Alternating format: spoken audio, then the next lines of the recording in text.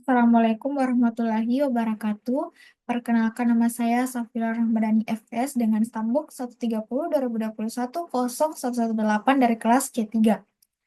Di sini saya akan membahas tugas 1, pengembangan perangkat lunak, studi kasusnya aplikasi Spotify, matkul pengujian perangkat lunak.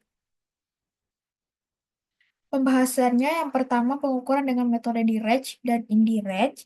Yang kedua menentukan kualitas perangkat lunak berdasarkan kontrol, jaminan, dan biaya kualitas.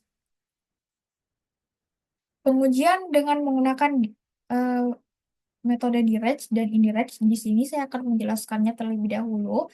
Metode di-range atau langsung adalah pendekatan yang digunakan untuk memperoleh data atau informasi dengan cara berinteraksi secara langsung dengan objek atau subjek yang menjadi fokus penelitian. Metode ini melibatkan pengamatan atau pengujian langsung terhadap aktivitas atau fenomena yang diamati tanpa melalui perantara.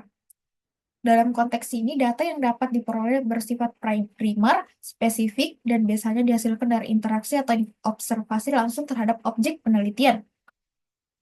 Metode di-range atau tidak langsung adalah pendekatan yang digunakan untuk memperoleh data atau informasi tanpa interaksi langsung dengan objek atau subjek penelitian.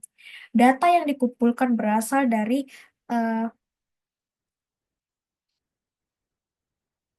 dari sumber sekunder laporan pihak ketiga atau hasil dari aktivitas tertentu yang tidak secara langsung melibatkan penelitian. Metode ini digunakan untuk menganalisis pola, efek, atau hasil dari suatu proses atau sistem yang menyediakan data yang tersedia melalui perantara atau alat bantu tertentu. Di sini saya memilih pengukuran di range.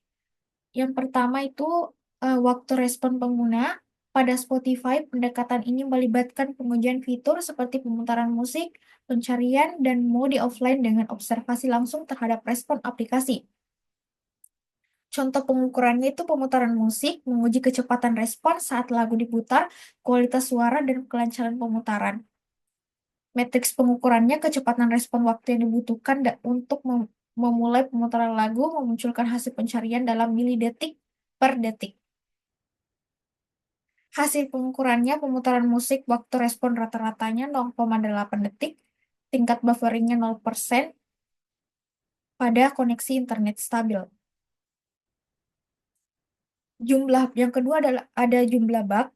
Definisi bug dalam aplikasi Spotify mempengaruhi performa fungsionalitas atau pengalaman pengguna. Bug ini dapat berupa error teknis, crash, atau hasil yang tidak sesuai dengan harapan pengguna. Contoh pengukurannya bug pemutar musik, bug pada fitur pencarian, bug mode offline, bug crash aplikasi. Matriks pengukurannya eh, total bug yang ditemukan selama pengujian, contohnya ada 15 bug dalam satu sesi. Tingkat keparahan bug severity-nya, bug menyebabkan aplikasi crash atau fungsi inti gagal. Contohnya aplikasi tidak bisa memutar lagu, mempengaruhi fitur utama tetapi tidak membuat aplikasi tidak dapat digunakan. Presentasi beberapa kali bug tertentu muncul dari jumlah total pengujian terjadi pada 20% dari semua percobaan pemutaran. Yang keempat, waktu rata-rata yang dibutuhkan untuk memperbaiki bug setelah ditemukan, contohnya itu ada 5 hari untuk memperbaiki bug krisis. Hasil pengukuran hipotesisnya itu jumlah bug yang ditemukan sebanyak 25 bug selama pengujian. Frekuensi bug pemutaran musik 20% dari tes mengalami buffering, 10% kata kunci gagal memberikan hasil, pada mode offline 1 dari 10 playlist tidak bisa diputar, dan 3 crash terjadi dalam 2 jam pengujian. Waktu penyelesaian rata-rata perbaikan bug 5-12 hari. Rasio bug yang diperbaiki 80% telah diperbaiki dalam waktu 1 bulan. Yang ketiga, keandalan layanan. Dalam konteks Spotify, keandalan berarti aplikasi pemutar musik memberikan hasil pencarian yang akurat dan tetap berfungsi dalam mode offline atau kondisi jaringan yang tidak stabil. Contohnya, pengukuran presentasi waktu, aplikasi tersedia dan dapat digunakan tanpa gangguan selama periode tertentu. Matriks pengukurannya, rasio pemutaran musik yang berhasil dibandingkan dengan total percobaan. Berikut hasilnya.